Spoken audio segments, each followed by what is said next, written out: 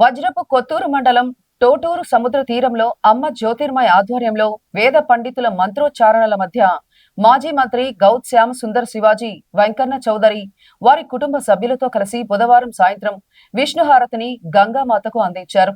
ఈ సందర్భంగా అమ్మ జ్యోతిర్మయ మాట్లాడుతూ కార్తీక మాసం ద్వాదశిని పురస్కరించుకుని విష్ణుమూర్తికి హారతి ఇచ్చామని, మన చుట్టూ ఉన్న పర్యావరణంతో పాటు రైతులు ప్రజలు సుభిక్షంగా ఉండాలని విష్ణుమూర్తికి హారతిని ఇస్తున్నట్లు ఆమె తెలిపారు. స్వామివారు మేల్కాంచి ఈ సృష్టిని ప్రారంభించిన రోజు, ఆయన యోగ నిద్రలోంచి లేచినటువంటి వేళ ఇది క్షీరాబ్ది ద్వాదశి.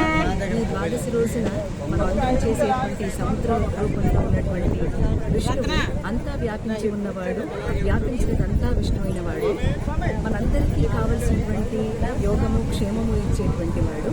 అందువల్ల నదీనాం సాగరోగతి అని చెప్పినట్లుగా నదులన్నీ సాగరంలో కలిసేటువంటి సందర్భము అది మహావిష్ణువుగా మనం చూస్తున్నటువంటి ఈ సముద్రము అంటే అర్థమే ముద్రలు కలిగినది అని. అంటే ఏ ముద్రలు? సృష్టికి సంబంధించినటువంటి అనేక ముద్రలు ఈ సముద్రంలో నిక్షిప్తమై ఉన్నాయి. కనుక ఆ సృష్టి రహస్యాన్ని అంతటినీ కూడా నింపుకున్నటువంటి శ్రీ మహావిష్ణువు ఈ సముద్ర రూపంలో ఉన్నటువంటి ఈ తరుణంలో యోగ నిద్ర నుంచి మేల్కాంచినటువంటి ఈ సందర్భంలో మనం స్వామివారికి చాలా భక్తి శ్రద్ధలతో కార్తీక మాసంలో ఉండేటువంటి విశేషమైనటువంటి గడియలలో ఈ విష్ణు హారతిని మనం నిర్వహించుకుంటున్నాం.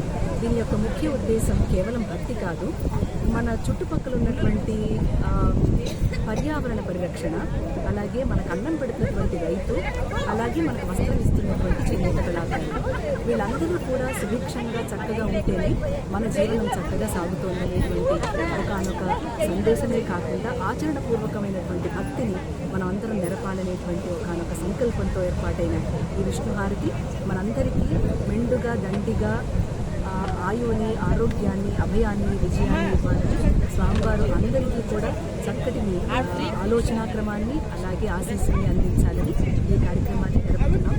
ఇది ప్రతి చోట కూడా సముద్ర తీరాల్లో ప్రతి చోట కూడా జరుగుతుంది. నేను ఇక్కడ హాజరయ్యాను కనుక ఇక్కడ మనం జరుపుకుంటూ ఉన్నాం.